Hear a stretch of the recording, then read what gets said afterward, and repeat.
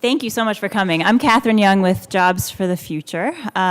We are based in Boston, and we've worked for many years on early college high schools and dual enrollment. And I'm pleased to be here today as part of the National Alliance for Concurrent Enrollment Partnerships Washington Policy Seminar. And also we have the National Middle College Consortium, who brought their students to town today for their student leadership initiative, and they have just been taking DC by storm. It's my privilege to introduce to you today Dr. Cecilia Cunningham from the Middle College Consortium. She's going to be kind of framing the conversation for today. She has an incredible list of accomplishments, so I'm just going to name a few for you. She really is an amazing person. She started her career as a teacher, and then she served as the principal of the Middle College High School at LaGuardia Community College for 22 years until 2002. She's also the co-founder of 2 other Middle College high schools on LaGuardia's campus. In 1993, she founded the National Consortium of Middle College High Schools, which is a network of more than 30 middle college high schools located on college campuses. They academically engage traditionally underserved students. And she's also responsible for starting 18 new middle college, early college high schools, and for redesigning 12 existing middle college high schools to middle college, early college high schools. And as Cece kicks us off, I'm sure if you're not familiar with the terms middle college and early college, she can do an eloquent job of talking about what those terms mean. So please welcome Dr. Cecilia Cunningham. Do I have to press that? Okay. Welcome. On this beautiful sunny day in Washington, we're very glad to be here. I thought I would take a minute to introduce our students who are here for the student conference who have been welcoming you. Gerald Williams, could you stand up, Gerald? He's from Edgecombe Early College. Samantha Lee, Mott Middle College, Michigan. David Young, Olive Harvey Middle College in Chicago. Chloe Schockling from Brazier Middle College. Alex Farkas from Greer Middle College. And Chinoso Anokuti from Los Angeles Southwest Middle College. So I'm sure you've heard recently a lot of these terms, middle college, early college, dual enrollment, concurrent enrollment. So let me just take a minute to separate them out. Dual enrollment and concurrent enrollment are terms that NACEP uses that refer to a high school student that's taking college classes. Now, the college classes can be taken at the high school, taught by a college teacher or a high school teacher, or at the college. And they are usually offered for both high school and college credit. Middle colleges have been around since the 70s, believe it or not, and they are schools on college campuses that integrate high school and college. And early colleges have been around for about 11 years and do the same, although not all of them are on college campuses. So if you're a middle college, you're definitely on a college campus. If you're an early college, of which there are 270 right now, you have a very strong partnership with a college. It is not contracted services, it's not just a program, it's an integrated high school where students take high school and college classes at the same time. So we have some pretty amazing results, and if you've had a chance to talk to these young people here, and one of our students is going to speak, you will see that they have an opportunity to get an AA degree for free. And the cost, there's no cost to them at all. So who does pay for this is the question on the table here today, because there's no question that we are in a crisis in this country right now about the cost of education. Families can't afford to pay for their students' education, and any young person that comes out with a debt can never afford to go into the middle class, even though they have a college degree. So we have a crisis around the cost of college. And the second crisis that we have is how Pell is being used, quite frankly. And I'm sure you all know that in many community colleges, a young person will get a Pell Grant, it'll pay for college, and there will be a 50% attrition rate. So they use the Pell, but then they don't complete the credits. All of our students, because they're in this integrated program, complete their college credits. And in fact, I shamelessly gave you some data here that shows that on average, over the past 7 years, our students have completed more and more college credits every single year. So that on average, we have every student completing 30 college credits. Now, just think of yourself as a parent, the advantage that that gives your young person to go to college with a leg up around that tuition cost. The majority of our students are eligible for Pell, but we're not getting any Pell in our high schools or colleges, in our early colleges at this point, because as you know, they're not allowed to draw down Pell unless they are high school graduates and enrolled in college. So what our young people have said all day today, visiting legislative offices, is that the opportunity that they've had to be successful in college, to save their families lots of money, to get into the workforce earlier, should be extended to every single young person in this country. And that's really what our panel is about today, is what leverage can we use right now so that every young person has the opportunity to take as many college credits and get a head start on college if they need to. There's 4 very important components of a middle and an early college, and the first one is about collaboration.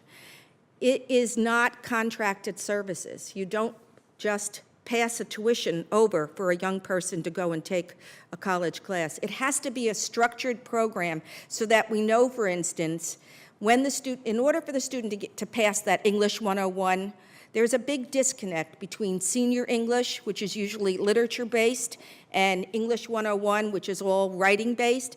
That has to be attended to in our high school. So we have a principal here from Buffalo. They use the college rubric from the writing department at the college to mark her papers in the high school. So it requires a great deal of communication and integration so that students are actually prepared to succeed when they get there.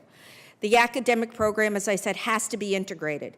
So if a young person takes a class, they have to know they're getting credit for it. This is not above and beyond their degree, their high school diploma. It has to be integrated. And they need tremendous support services, be it seminars that they attend while they're in college, guidance counselors who support them, college counselors. It's up to the high school to provide that bridge so that they know when and how to ask for help.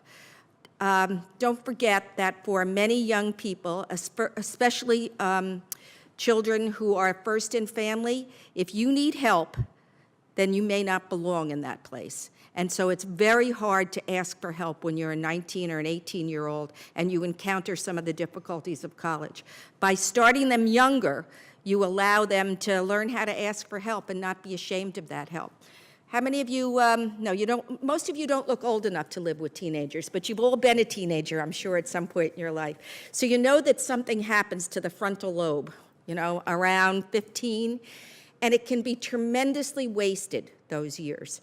They can really get lost, get into some very bad habits. It's also the time when executive functioning starts to develop in their frontal lobe. And to put them, these beautiful people over here, in a place of high challenge with high support allows them to flourish. And you can tell that they're all very happy and they're all very successful.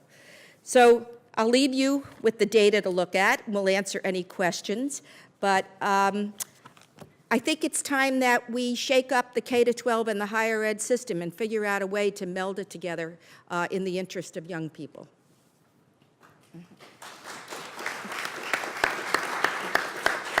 Thank you for framing today's conversation so nicely. It's my pleasure to introduce the panel to you. We have Kurt Scheffel, Vice President of Enrollment Services from Lewis and Clark Community College in Illinois. We have, and I apologize if I'm pronouncing your names wrong, Toria Hawkins. Is it Toria Hawkins from the 11th grade student, she's an 11th grade student at the Academy of Health Sciences at Prince George's County Community College. We have Evgenia Bolyevska. She's a graduate of Bard High School, Early College in Manhattan.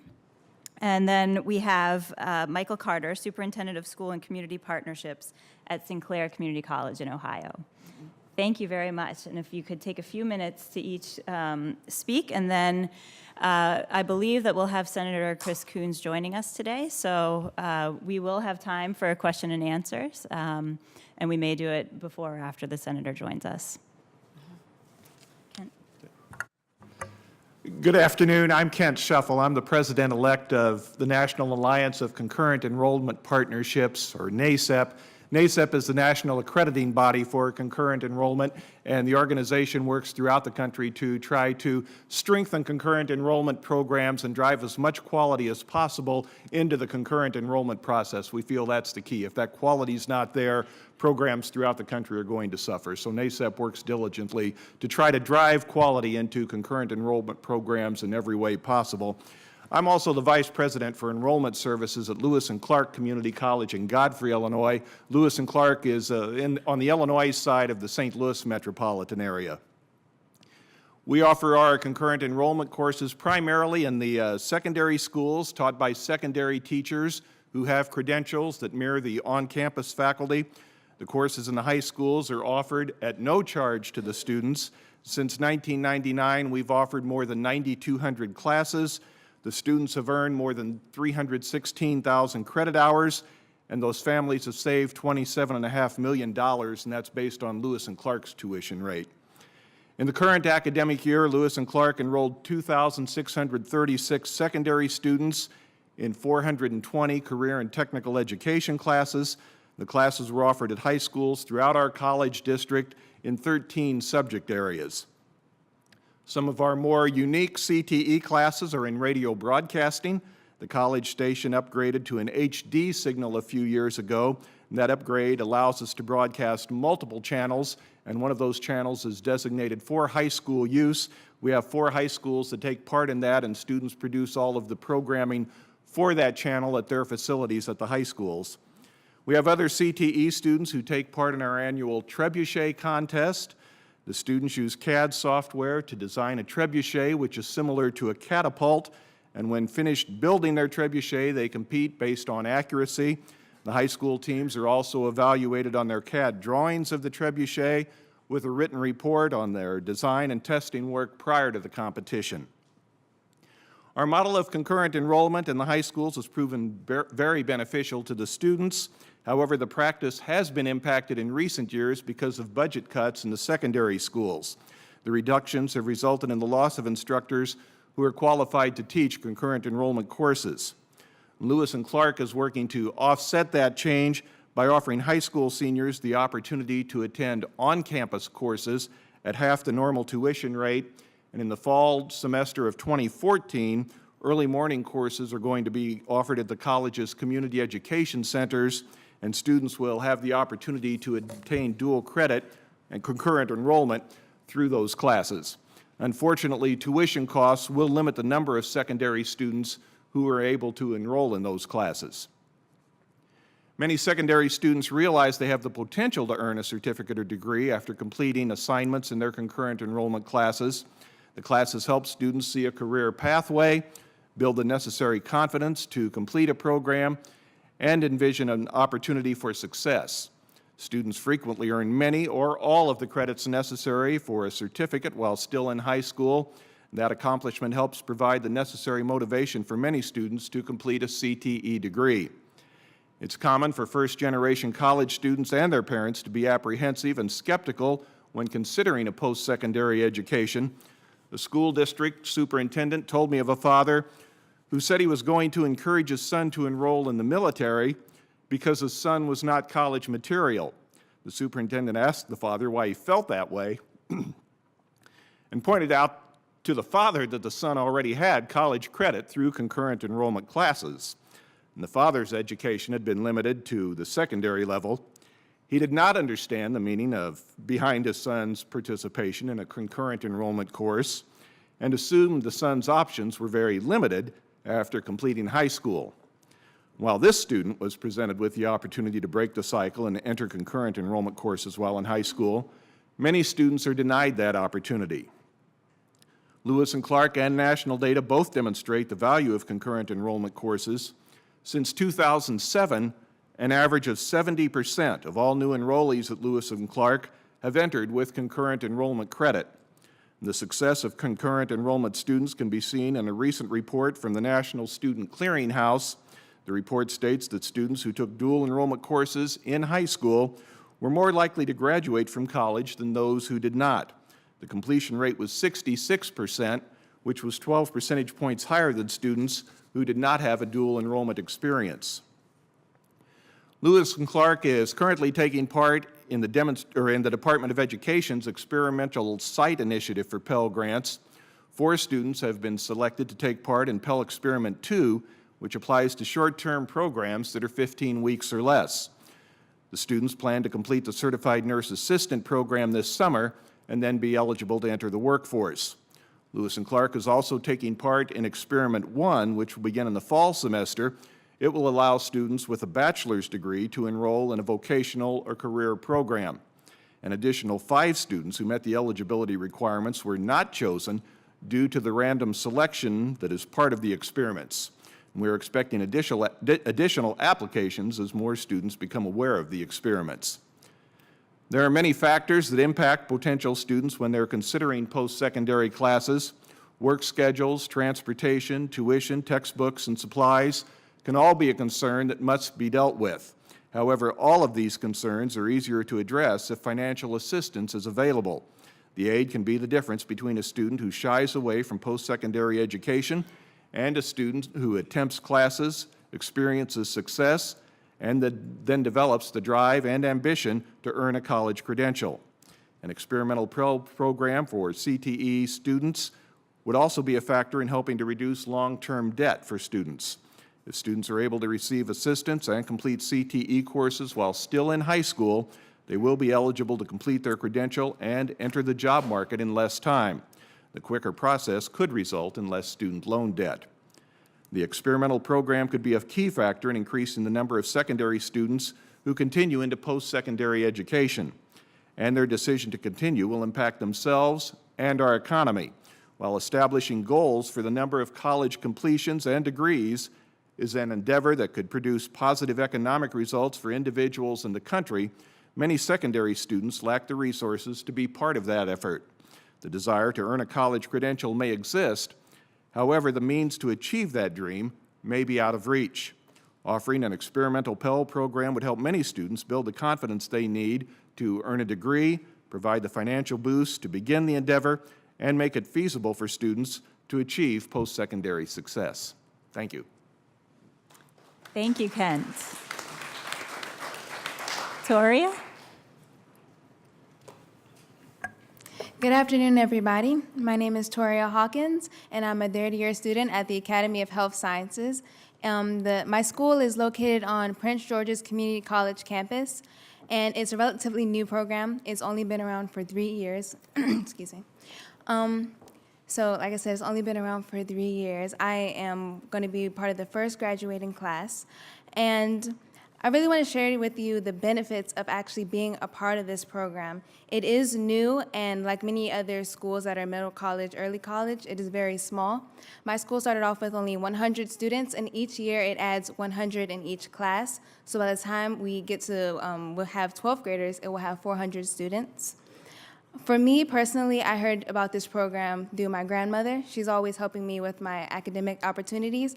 And the program was just starting. A lot of people didn't know about it, and she read about it in the newspaper.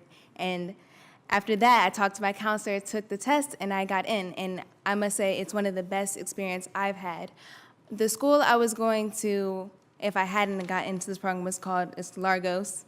And it wasn't one of the best schools, not just academically, but also it's a lot of distractions. And I know a lot of teens nowadays face distractions, and you may say it's a part of life, but I feel that you should be challenged.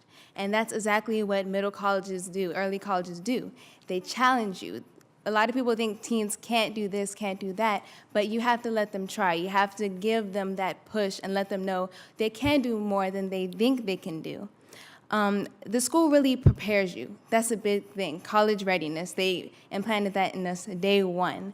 They want us to be able to do for ourselves and be responsible. And they also did that by giving us the greatest support system we could ask for. Whenever we need something, they had somebody there, whether it was a counselor, even our principal, we could go to them no matter what. But they also want us to take initiative for our own lives. If you have a problem, it's okay to go to the professor and say, you know, what is my grade looking like? Is there any other resources you can help me with? So really, they allow us to decide for ourselves where we want to go, but they're also there to support us. Another thing is that the graduation rate for middle early colleges is 87%. That, with a lot of national averages, is extremely high. And I believe that's because it's really telling students they can. It's not just letting them go and saying, oh, you know, they won't. It's really telling them, looking at them and saying, you can do this. And that's very important. It also teaches you skills for the future. I know, personally, I learned to be more trustworthy because you're put in a room with adults. And we're still teenagers, and they tell you, you know, if you cheat, if you look over at somebody else, they're going to kick you out of the school. You really raise the expectations, and we raise the bar for ourselves because of that. You know, a lot of high schools, they set the bar low so that they won't be disappointed. But for middle colleges, they set the bar high because they're not afraid. It really teaches you not to fear yourself, but instead strive for it and raise your goals and live up to it. The transition was also very easy because, like I said, they had the support system. For my school, in 9th grade, you took 1 college course. In 10th grade, you took 3 college courses. And this is my 3rd year. We take 4 college courses per semester. So by the end of this year, I will have taken 8 college courses, and I have almost 30 credits. I am a 4.0 student. I've been a 4.0 student for all 3 years of the college, and I feel like that is possible.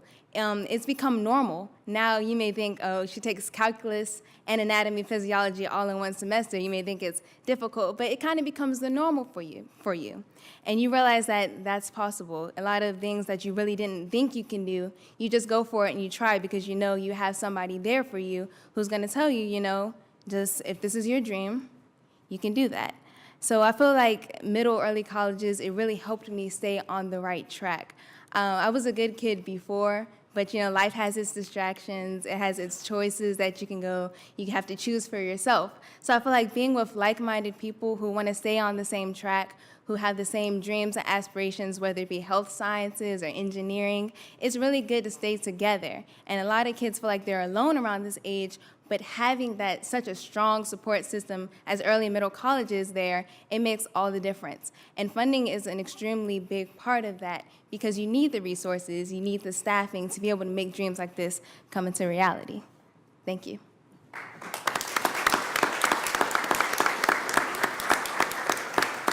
Thank you, Toria. Yev?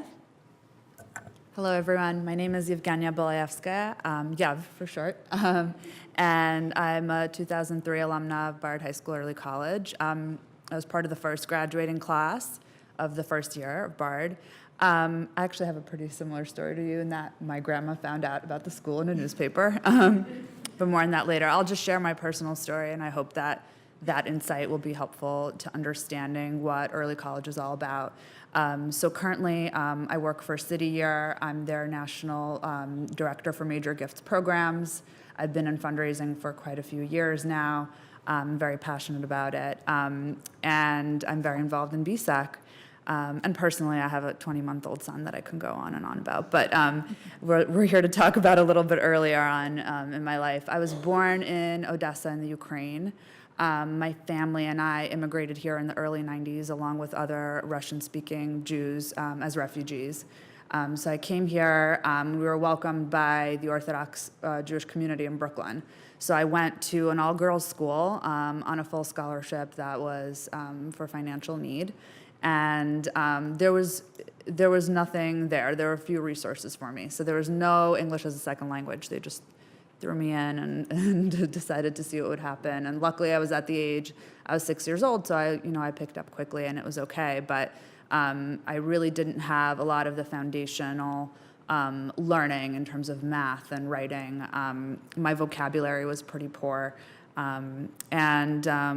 So by the time I got to 9th grade, I decided I do want to go to college. I want to take this seriously. But I didn't have the support. So my school, just to give you a little insight, like one day the earth science teacher just didn't show up. So I got in front of the class with my Regent book and I taught that class for 3 weeks. So I was really coming from a place that didn't give me that support that I needed. And at home, I come from many generations of college graduates, but from another country. So nobody knew how the education system works in this country, and my family couldn't support me in that. So I got the encouragement to go and do and learn, but they really didn't have the resources financially or connections-wise to help me. So the way I got to BSEC, it was July. My religious school uninvited me because I was asking too many difficult questions, and as a teenager, I'm sure I was stirring a little bit of trouble. So I had no place to go, and I didn't know where to start. I knew I wanted a school that was diverse. I knew I wanted a school that encouraged debate and thinking and real learning, like you were describing earlier. And I didn't know where to start, and my grandma saw an ad in the Russian newspaper that was poorly translated, actually. It said it was a new art high school, very lost in translation. They meant liberal arts college for high school age students. So I come into the interview at the Bard Graduate Center in Manhattan, and it was one of the more beautiful buildings I'd been in at that point, and I'm 16 years old, and I'm sitting in the waiting room with a young man wearing a suit, reading Shakespeare for fun, which I'd never seen before in my life, a 16-year-old that does that. And he didn't get in.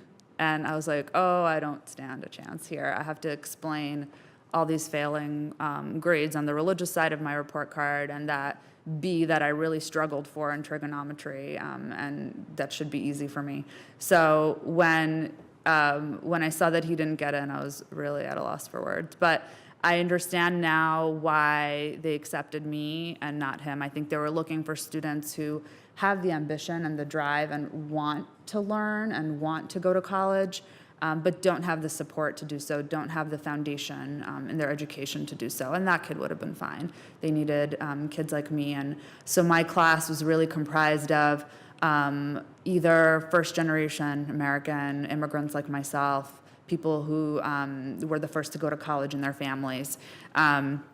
So really had a wonderful, diverse class, and professors, some of which were from Bard College, who really encouraged us to think and to learn and debate and discuss. And some of the classes I could tell you about things that we learned. We looked at the learnings of the classic Greek philosophers, and in Aristotle's style, we took a walk around the park and did discussions in that sense, and all these beautiful liberal arts things. And in terms of the arts college, I got that part of it too, and we had an art history class that taught us, what chiaroscuro is and using light and dark, that I was excited about, and something I actually knew about, which was exciting. And it was really a time that we debated moral issues, and we talked about problem solving, and really learned these life skills that were so instrumental to making me think about what kind of career I wanted to have. And I think that's why I chose the path of nonprofit and of fundraising, so that the school definitely inspired me there. And so they really prepared me both, in the head and heart of components of my work. And then I went to Stony Brook University in Long Island. I transferred all 2 years of my credits. So I don't technically have a high school diploma. I got a GED just because it freaked me out not to have a high school diploma. So just because of the credits I had, they automatically gave me the GED. So I went there, and Stony Brook, at least like the 101 classes that the freshmen were in, and I was the same age as the freshman at the time, coming in as a sophomore, they felt easy to me. It felt like, the struggle and staying up late nights and catching up vocabulary math-wise at Bard High School, early college. I didn't have to do that in college. I was ready, and I was at the same level as my peers in the sophomore and junior classes. So that was wonderful, and I graduated with only 2 years' worth of loans. I was a Pell Grant recipient myself. I'm very grateful for that. So my family really was able to, they weren't able to help me, so to see me graduate in only 2 years, it was really, really wonderful for them. So, and Stony Brook classes were far from easy. I saw my peers struggling, so it wasn't that it was easy. Like you were saying, like you get used to a certain level of work and it becomes normal for you, and that's what Bard really did for me. So the diversity of my peers, the things that I learned on that end socially, it was really an exceptional program, and I feel really, really lucky to have participated in it. So thank you. Thank you. And Michael. Good afternoon. I'm Michael Carter, and if you're wondering what that title, superintendent at a community college, it was, we changed, it's a vice president cabinet level position, but we felt we were not aligned with high schools and school districts and community organizations in Dayton, Ohio. And some of you who may not know where Dayton is, just if those of you who did NCAA brackets, it's the city that kind of wrecked everybody's NCAA bracket. But as far as early college, I think I'll start off by saying that early college is one of the opportunities that offers students who might not normally get a chance to take college courses. In Ohio, the major vehicle by which students take college courses has been PSEO, or post-secondary educational options. And that is a middle class and wealthy family phenomenon because students have to get to a college campus. So if students don't have transportation, if their parents can't take them there, many students don't have that opportunity. And programs like early college allow students who are very capable of taking college courses that opportunity. At DECA, students are transported to Sinclair. But it's a wonderful partnership between University of Dayton, where DECA, or Dayton Early College Academy, is housed, Sinclair Community College, where they take most of their courses, and it has just been really exciting. The Dean of the College of Education is on DECA's board. I myself am on DECA's board, so it's really a collaborative effort to make sure students have the opportunity they deserve. 90% of our students would be 100% Pell eligible. At Sinclair Community College, that would pay their full tuition and also books and fees. So, important piece of that. Some success about DECA. DECA opened in 2007. Students have earned 5,500 college credit hours. That's 27 credit hours per student on average to go to the institution of their choice when they finish. We've had 9 DECA students earn their associate's degree. And I'll footnote by saying, because when we first started and the program was small, we had 7 students get their associate's degree in the first 3 years. We've only been able to have 2 get their associates since then because with the success of the program, we've had to kind of divvy out the opportunity to take college credit. So every student gets that opportunity. So many students don't have the opportunity to take the full load that we would like them to because we have a partnership with DECA where Sinclair provides $50,000 to the school a year to pay for those college courses. Well, every year we find additional money, but DECA exceeds that $50,000 allotment. And it's not sustainable over time because we want to continue to increase that.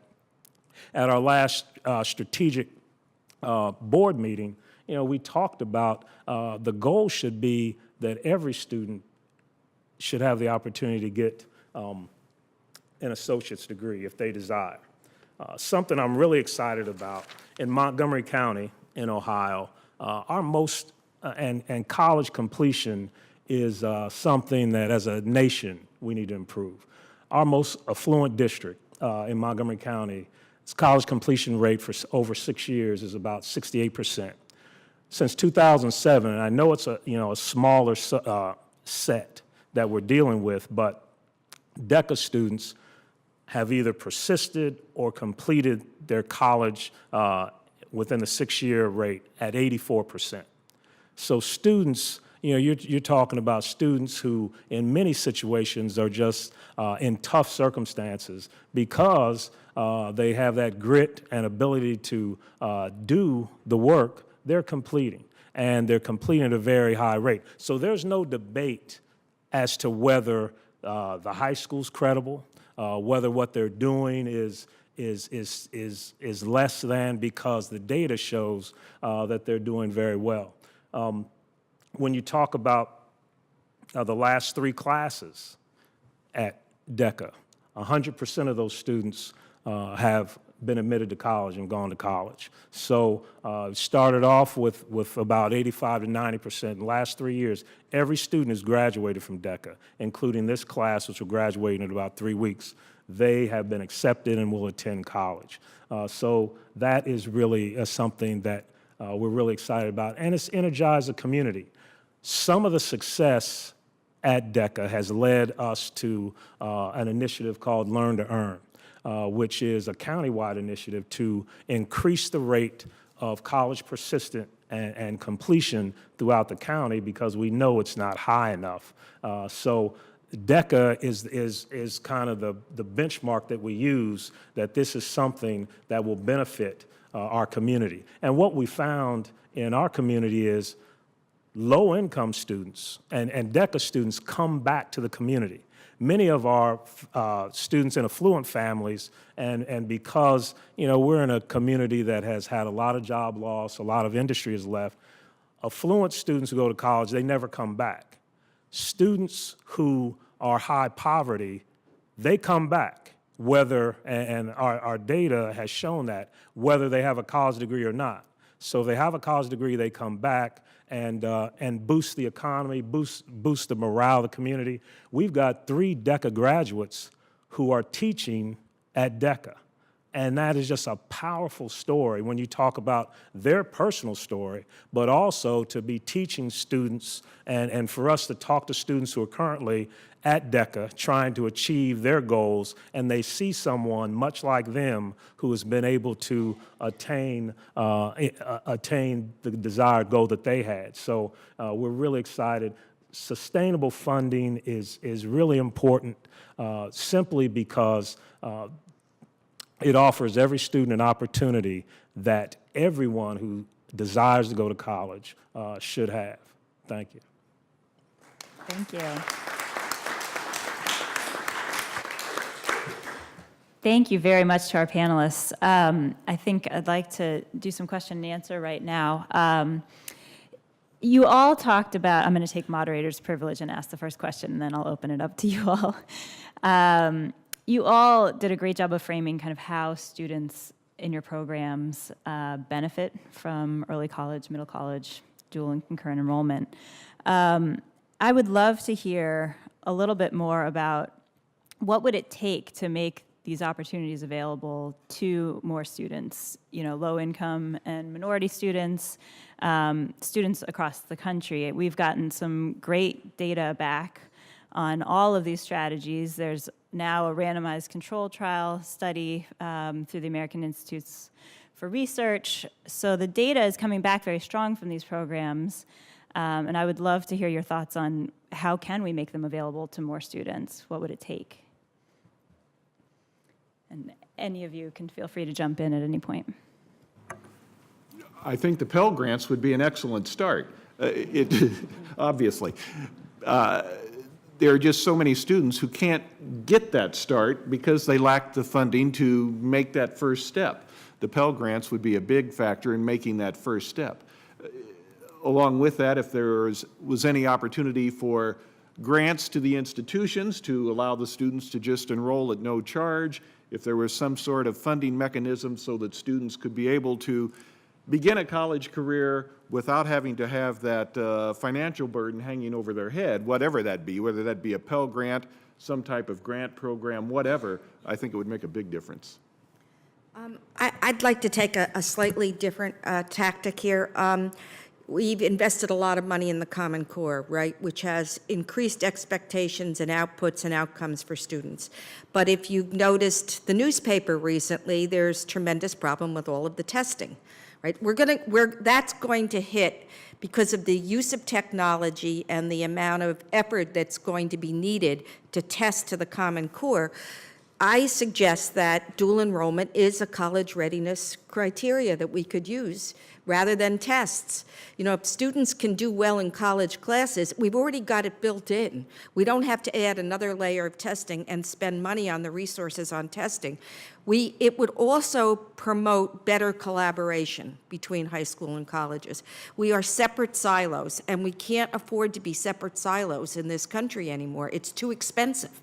And I'm suggesting that we have to kind of break apart those silos and let people think about what does it really mean to be college ready? It's not just about a test. It's about being able to ask for help.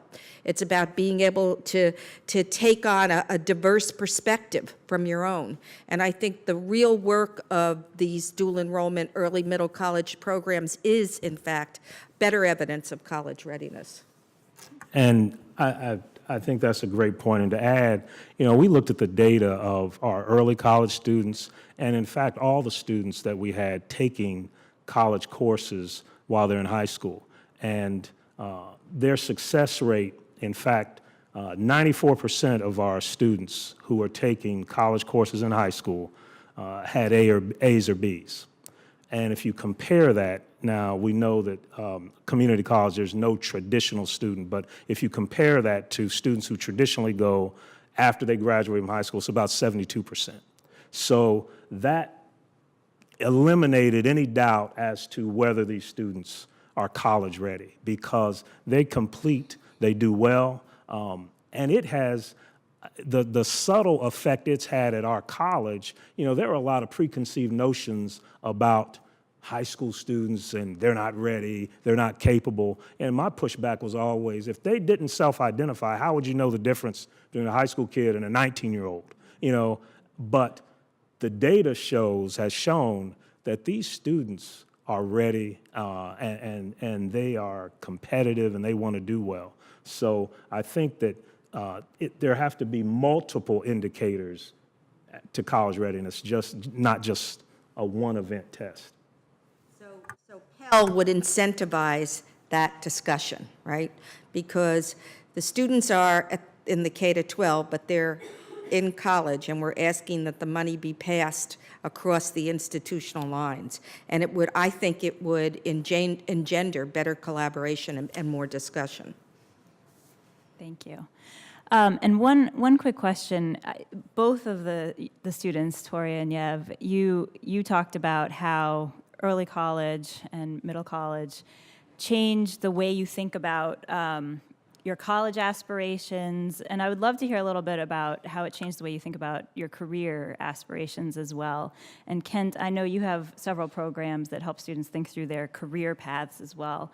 So to hear just a little bit more about that would be great. So I know for my school, we actually have a career and financial aid center, and it's a room where we meet with counselors, and they offer us support, and they help us work through what we want to be. When I came to the academy, I knew I wanted to do something in the psychology field, but that field was very, very broad. And because my school is the Academy of Health Sciences, of course, we lean more toward that, but I realized also that that's what I was interested in, that's what I really had a passion for. So I'd say it was more working with the counselors. They, helped us discover what we wanted to do. And not only that, but when I told them I wanted to do psychology, they helped me explore different fields. They helped me narrow it down. So I think through working with the college side as well, because they have a lot of career opportunities, and they also have career fairs. probably monthly, the college itself has career fairs. So they really help you navigate through what you want to do. Thank you. Go ahead. What you were referring to is to help students move through, we have put programs of study online for each high school and each career program at each high school. So for one high school, there may be 20 different career programs that a student could look at online, see what courses they needed in high school, see what courses they're going to need at Lewis and Clark, see what courses they may need beyond Lewis and Clark, depending on what their goals are, as well as the links to the different services that can help them achieve those goals, whether that be advising, financial aid, whatever. And then along with that, each one of the courses that's a part of that program of study has a link to the syllabus of that course so that students can actually see what each of the courses are going to be about. I hate to say that's online because right now we're updating everything and none of them are online at the moment. They will be again in a few weeks, but we have over 600 of those online so that students from each individual high school can see what's available within their high school from a concurrent enrollment standpoint and then what courses they'll need to be taking in addition in order to complete a degree or certificate. Thank you. We will come back to question and answer, but it is my distinct pleasure to introduce Senator Chris Coons from Delaware and extend our thanks to the senator and to his staff for hosting this briefing and for their tireless work on the gamut of education issues.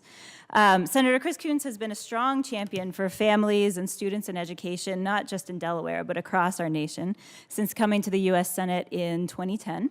He serves on 4 important Senate committees, the Foreign Relations Committee, Judiciary, Appropriations, and Budget.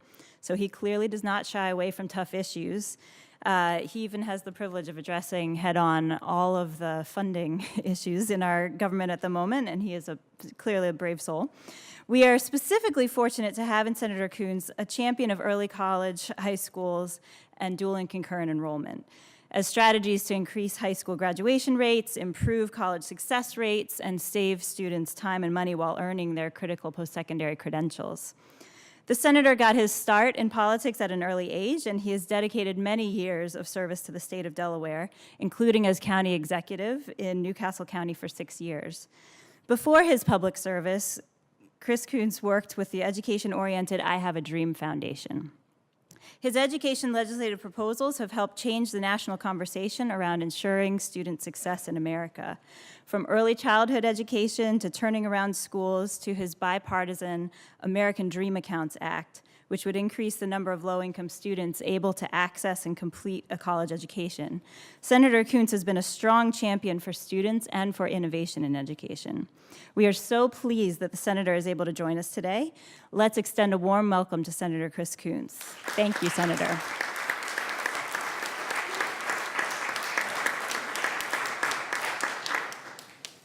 Well, thank you very much. I hope to be a little burst of energy at the end of what I know has been a long and demanding day. And I know you've heard more compelling input on the important issue of early college, high school from the panel than you're going to get from me. So thank you. Can we give another round of applause to Evgenia and Tori, to Michael and Kent? This is an idea whose time, I believe, has not just come, but came a while ago. The challenge, as is so often the case, is to get the Congress to catch up with an idea whose time has come. As you heard in the introduction, I worked with something called the I Have a Dream Foundation for many years, actually for more than 20 years, and in a dozen cities across the country. And the core concept of the I Have a Dream Foundation is to adopt an entire elementary school class of kids, typically from communities that don't have a history of college attendance, and to provide a college tuition scholarship to them, and then wrap around sort of 24/7 support for the intervening decade as they try to walk through the door that's been opened by the scholarship. And in case after case, that gave me a much more personal, directed experience of the drop-off, the disconnect, the yawning gap between high school completion, college attendance, and college completion that makes up the core of what is the fundamental injustice of the lack of access, the lack of equity in college attendance and college completion in this country today. In places where I had the chance to visit early college high schools, It struck me as such a simple and powerful idea to ensure the connectivity, to ensure the relevance of that last year or two of high school when students are at their most bored and disconnected and most likely to drop out and where high school seems least relevant, to deal with affordability and to deal with bridging that cultural gap from seeing yourself as a high school student to seeing yourself as a college student, from being a high school student to being a college student. It's just a great idea. So thank you. I hope you've had a good lobby day. I hope those of you who are continuing tomorrow are going to have another good lobby day. I want to share with you that this good idea has also come to Little Delaware. Delaware State University, our preeminent statewide university and HBCU in Delaware, has applied for and been granted a charter to create, I believe it is called the Early College High School, yes, the ECHS at Delaware State University. And they're already out recruiting for their first freshman class of 120 students. Targeted at traditionally underserved communities, but open to all, with a focus on STEM as well as a broader range of typical college preparatory curricula. This early college high school will join the ranks of hundreds across the country that have helped bridge these critical gaps. The students there will get up to 60 college credits. They will be fully portable. They will come as part of a Del State transcript, whether they go straight into Del State, which is, I think, all of our hopes, or go on to other colleges or universities as they wish. This is exactly, I think, a model being replicated in Delaware that's been demonstrated and proven across the country that has real power. Our challenge is to reach across the aisle and to find Republicans and Democrats willing to see past our stovepipes and silos, our ideological boxes, and to be willing to risk doing something that will be a little novel in how it's structured, in how it's funded, in how it's administered.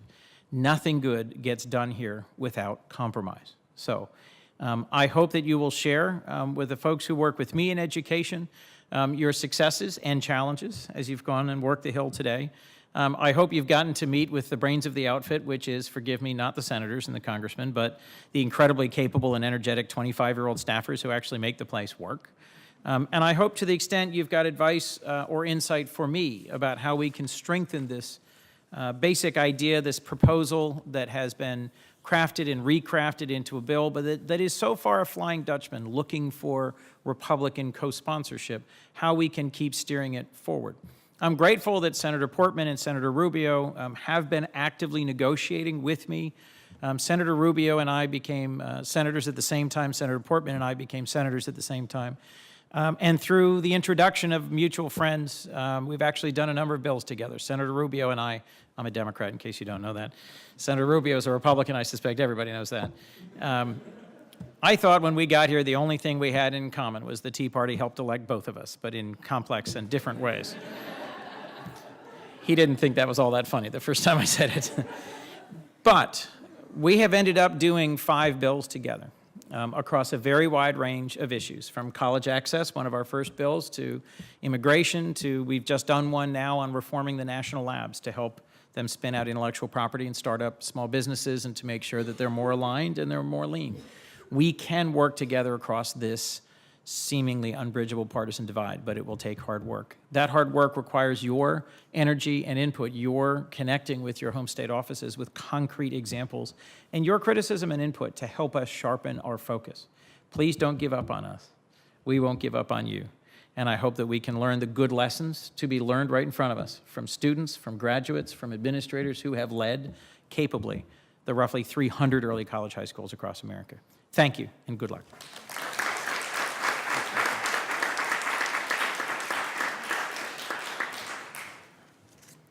Thank you very much, Senator Coons, for your leadership. We have a few minutes left, so I would love to open up the floor to you all to ask questions of our panelists, and then we'll wrap up with just kind of a state of policy play right now. So, questions? Yes.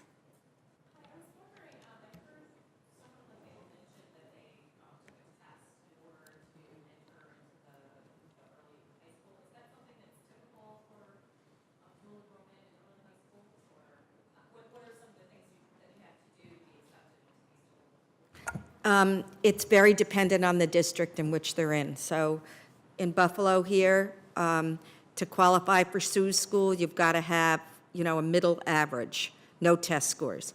50% of our students early in middle colleges are below the 8th grade level when they come into 9th grade.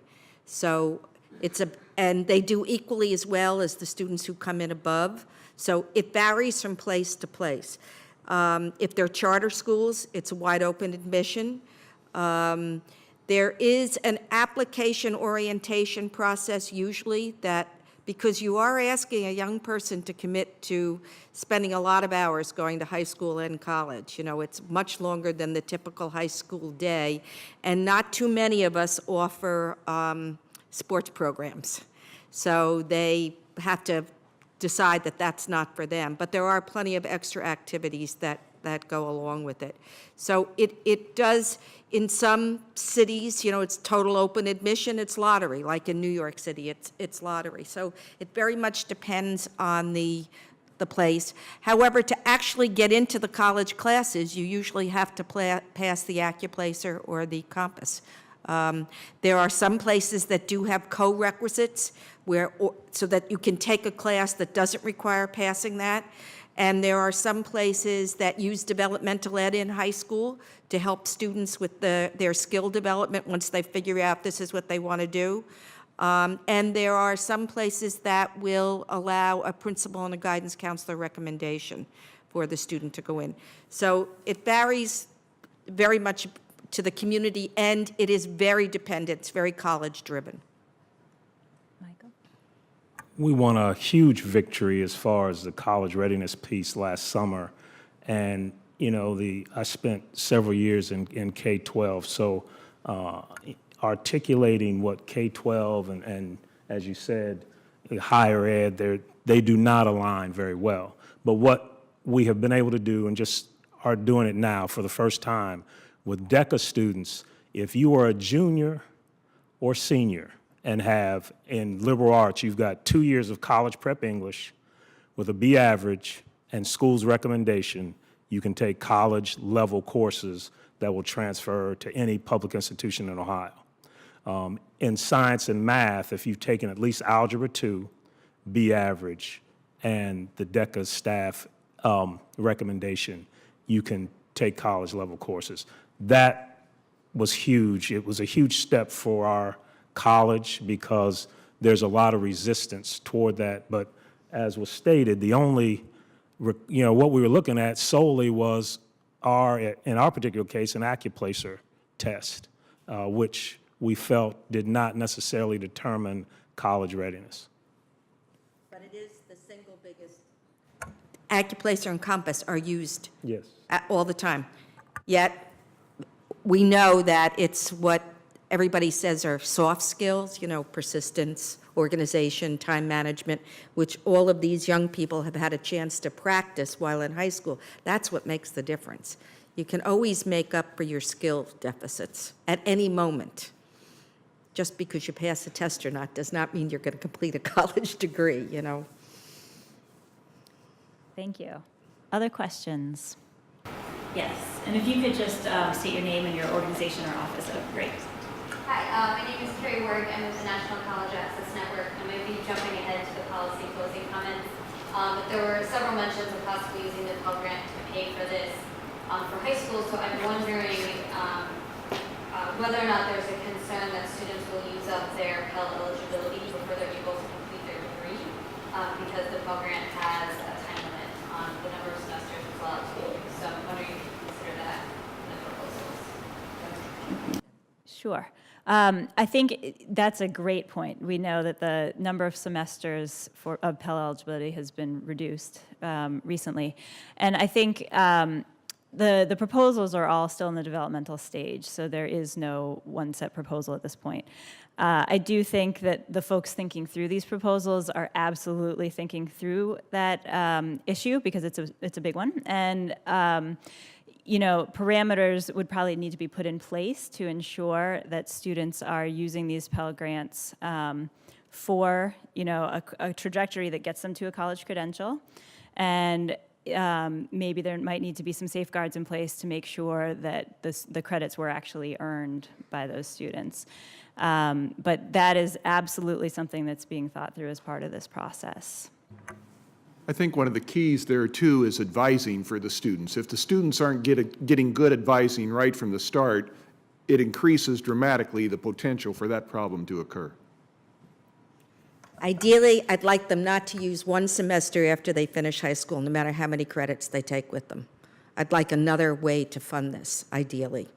You know, I think they have the right to continue, let's say they get an AA in something that they're not sure, they're still young, and they want to pursue.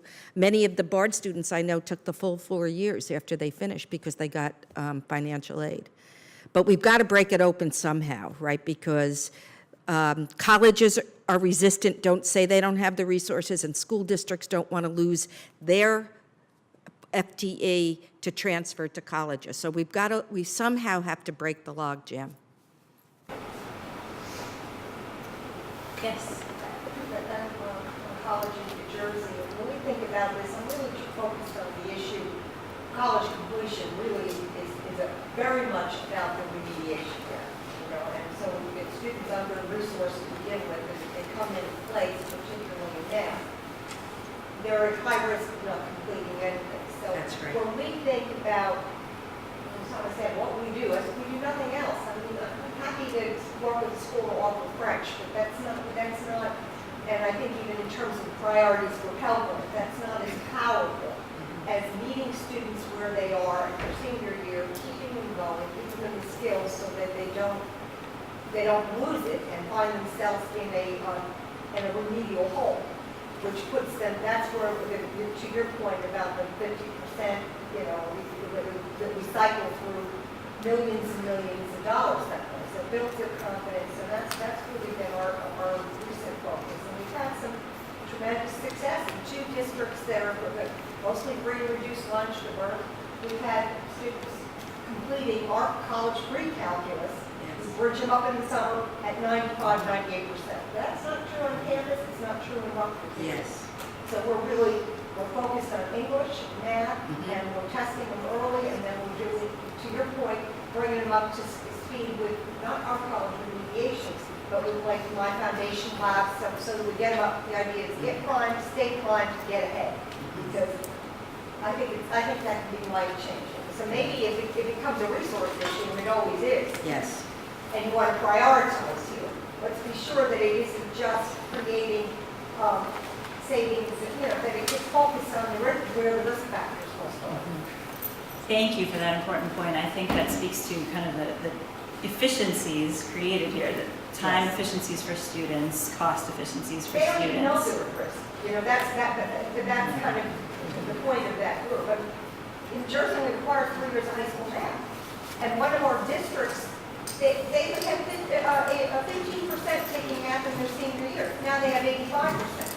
That in and of itself, not just the college credit, is a huge difference from the setup of the student. What did you say before about your class? She's in college classes right now with college students getting Pell. What did you just tell me before about your class? About the differences between us and the regular college students? Well, about how many are left right now? Oh, well, in the normal class, because I'm with normal college students, we start with about 30, and almost half of the college students drop out before the end of the semester. So mostly by the end, it's only us left and maybe 1 or 2 college students. They just leave.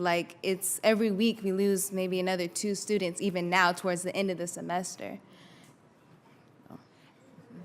And I would point everyone to the data sheets that you have here today, as well as the American Institutes for Research website has an impact study on early college high school that talks about the outcomes for all students in persistence, completion of credentials, number of credits earned, things like that, as well as jff.org. Jobs for the Future collects the data from 280 early college high schools. And the results are all, you'll look across all of these results, and they paint the same picture for students. We have time for one more question, and then we'll wrap up with a little bit of the policy discussion. Okay. Would any of the students like to add anything? That's a great idea. Go ahead, Chloe. Go ahead. Go ahead. Go ahead.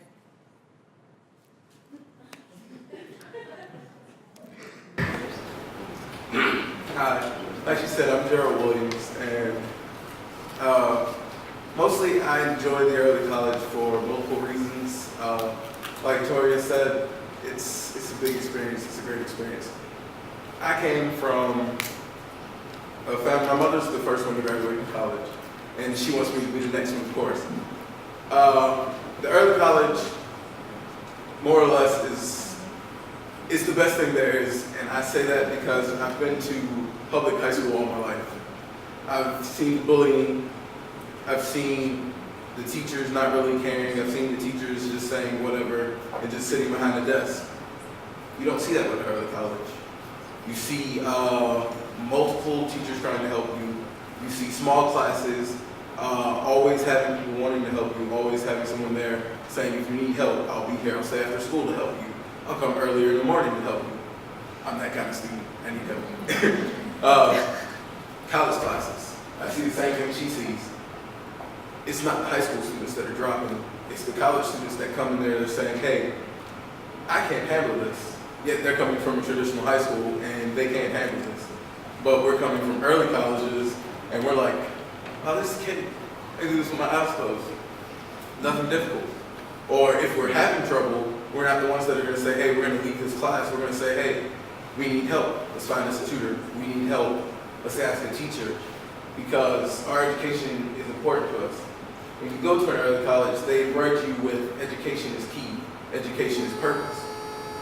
If you want to be somebody, you're going to have to do something with it. The education that we get from an early college helps us to furthermore go towards our career, go towards what we want to do. Like I was telling a lot of you all, I want to be either a lawyer or a doctor. I don't know exactly which one yet. So I'm going to stay next year at the early college, graduate in 5 years with my associates in arts and science. And hopefully go to a four-year university where I'll choose between one of the two. So that's all I have to say. Thank you.